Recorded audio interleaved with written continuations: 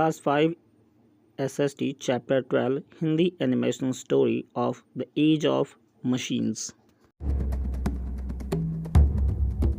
हमारे पूर्वज इतिहास से पहले के उस विशाल काल में चुनौतियों से भरी दुनिया का सामना करते थे।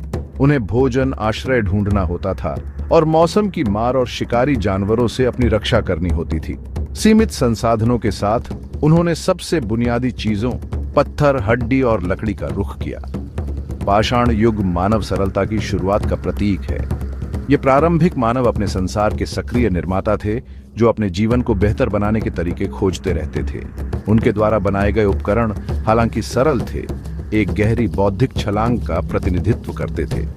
एक उपकरण की कल्पना करने और उसे कच्चे माल से बनाने की क्षमता ने हमारे पूर्वजों को एक ऐसे रास्ते पर ले आया जो हमें सितारों तक ले जाएगा। पाषाण युग ने मानव प्रगति के लिए नींव रखी। ये मानव जिज्ञासा की स्थायी शक्ति और अन्वेषण, नवाचार और निर्माण के प्रति हमारे अदम्य दृढ़ संकल्प का प्रमाण है। एक ऐसे समय की कल्पना करो जब पत्थर के पत्थर से टकराने की आवाज गुस्से में नहीं बल्कि रचनात्मकता में गूंजती थी। हमारे पूर्वजों ने अपने घिसे पिटे हाथों से पहले उपकरण बनाने के लिए पत्थरों को तोड़ा। ये केवल वस्तुएं नहीं थी, वे उनके हाथों, उनके दिमाग, उनकी इच्छा शक्ति का विस्तार थे। हैंड एक्सेस जानवरों का शिकार करने, लकड़ी काटने और खुदाई करने के लिए बहुउद्देशीय उपकरण के रूप में कार्य करते थे।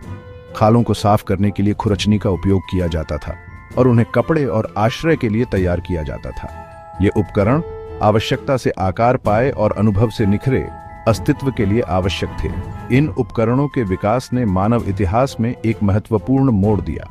उन्होंने हमारे पूर्वजों को भोजन के नए स्रोतों तक पहुंचने, मजबूत आश्रय बनाने और शिकारियों से खुद का बचाव करने की अनुमति दी। धातुओं की खोज ने मानव इतिहास में एक महत्वपूर्ण मोड़ दिया। यह सब तांबे की खोज के साथ शुरू हुआ। तांबा, जो अपने मूल रूप में पाया जाता है, को आसानी से आकार और ढाला जा सकता है, जो इसे उपकरण और आभूषण बनाने के लिए आदर्श बनाता है।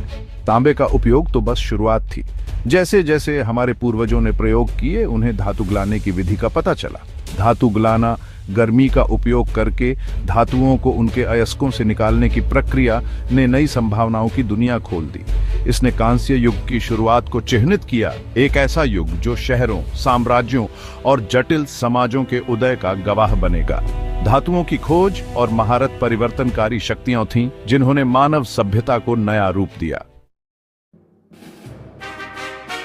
कांस्य युग, जो लगभग 3300 ईसा पूर्व से 1200 ईसा पूर्व तक फैला हुआ था, अभूतपूर्व नवाचार और सामाजिक परिवर्तन का काल था।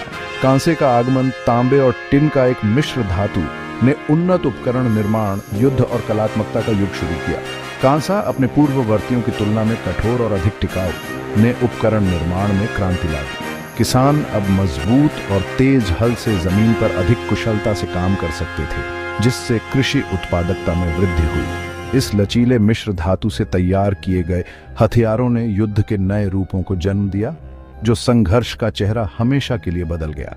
कांस्य युग केवल मजबूत उपकरणों और हथियारों के बारे में नहीं था।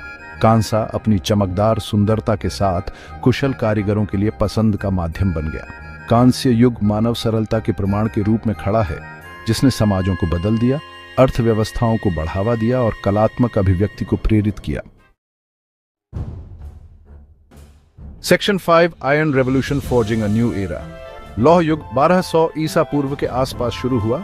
मानव सभ्यता की कहानी में एक और महत्वपूर्ण अध्याय का प्रतीक है। लोहा, हालांकि तांबे और टिन से अधिक प्रचुर मात्रा में है, निकालने और साथ काम करने के लिए अधिक चुनौतीपूर्ण साबित हुआ।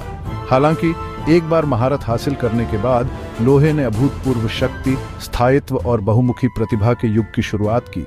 लोहे के औजारों ने कृषि में क्रांति ला दी, जिससे किसान अधिक दक्षता के साथ भूमि के बड़े क्षेत्रों की खेती कर सके। लौह युग ने शक्तिशाली साम्राज्यों के उदय को भी देखा। उनकी ताकत लोहे के हथियारों और कवच पर बनी थी। लोहा रोजमर्रा की जिंदगी का एक अभिन्न अंग बन गया, जिसका इस्तेमाल कीलों और टिकाओं से लेकर बर्तनों और धूपदानों तक हर चीज में किया जाता था। लौह युग ने औद्योगिक प्रगति की नींव रखी, जो आगे चलकर हुई। यह मानवीय लचीलेपन का प्रमाण था, चुनौतियों से उबरने और अपने भाग्य को आकार देने के लिए प्रकृति की शक्ति का उपयोग करने की हमारी क्षमता का। Section 6 the wheel revolutionising transportation. पहिया का आविष्कार, एक सरल सा दिखने वाला नवाचार, मानव इतिहास में सबसे गहन तकनीकी प्रगति में से एक है। लगभग 3500 ईसा पूर्व नवपाषाण काल का है। पहिया ने परिवहन में क्रांति ला दी। पहिया से पहले सामान और लोगों को ले जाना एक श्रम साध्य और समय लेने वाली प्रक्रिया थी। भारी बोझ मनुष्यों या जानवरों द्वारा उठाया जाता था, जिससे चलने की दूरी और मात्रा सीमित हो जाती थी। पहिया के साथ गाड़ियां और वैगन अपेक्षाकृत आसानी से लंबी दूरी तक सामान पहुंचा सकते थे। इसने व्यापार को सुगम बनाया, जिससे विभिन्न क्षेत्रों के बीच विचारों, वस्तुओं और संस्कृति का आदान प्रदान हुआ। पहिया का प्रभाव परिवहन से कहीं आगे तक फैला हुआ था। मिट्टी के बर्तनों के निर्माण, सिंचाई और यहां तक कि युद्ध में भी इसका उपयोग पाया गया। पहिया का आविष्कार चुनौतियों को दूर करने और हमारे आसपास की दुनिया को बदलने के लिए मानव सरलता की शक्ति को उजागर करता है। Section 7 powering progress from animals to engines. सहस्राब्दियों तक मानव और पशु शक्ति ऊर्जा के प्राथमिक स्रोत बने रहे। कृषि से लेकर परिवहन तक सब कुछ चलाते रहे। जानवर समय के साथ पालतू अपरिहार्य भागीदार बन गए, जो खेतों को जोतने, माल परिवहन और यहां तक कि युद्ध छेड़ने के लिए मांसपेशियों की शक्ति प्रदान करते थे। लेकिन जैसे जैसे सभ्यताएं बढ़ीं और मांगें बढ़ीं, मांसपेशियों की शक्ति की सीमाएं स्पष्ट होती गईं। ऊर्जा के नए और अधिक कुशल स्रोतों की तलाश ने पानी के पहिए और पवन चक्कियों के विकास को जन्म दिया।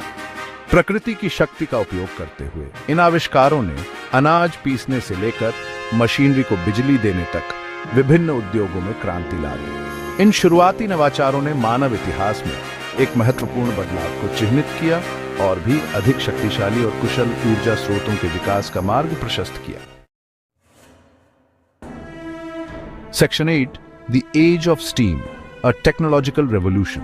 18वीं शताब्दी में एक नए युग की शुरुआत हुई, भाप का युग।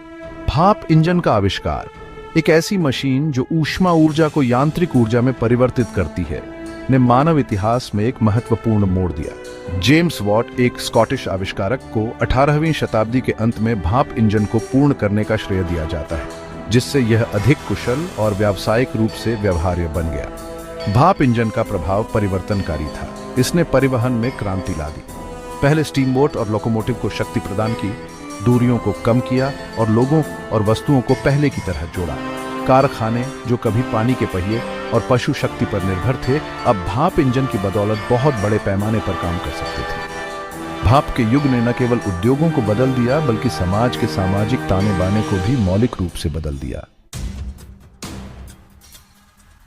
Section 9 the industrial revolution, a transformative era. औद्योगिक क्रांति 18वीं शताब्दी के अंत से 19वीं शताब्दी तक अभूतपूर्व तकनीकी प्रगति का काल था। भाप इंजन, कताई जेनी और पावर लूम जैसे नवाचारों से प्रेरित होकर औद्योगिक क्रांति ने उन तरीकों को बदल दिया जिनसे माल का उत्पादन होता था, अर्थव्यवस्थाएं काम करती थीं और समाजों की संरचना होती थी। नई मशीनों से लैस कारखानों ने पारंपरिक कार्यशालाओं का स्थान ले लिया। बड़े पैमाने पर उत्पादन आदर्श बन गया, जिससे कम कीमतों पर सामानों की प्रचुरता हो गई। औद्योगिक क्रांति ने परिवहन और संचार के क्षेत्र में भी महत्वपूर्ण प्रगति देखी। भाप, लोकोमोटिव और टेलीग्राफ ने दूर के क्षेत्रों को जोड़ा, व्यापार, संचार और सांस्कृतिक आदान प्रदान को सुगम बनाया। अपनी चुनौतियों के बावजूद औद्योगिक क्रांति मानव इतिहास में एक महत्वपूर्ण अध्याय का प्रतीक है, जो आज हम जिस आधुनिक औद्योगिक दुनिया में रहते हैं उसकी नींव रखती है।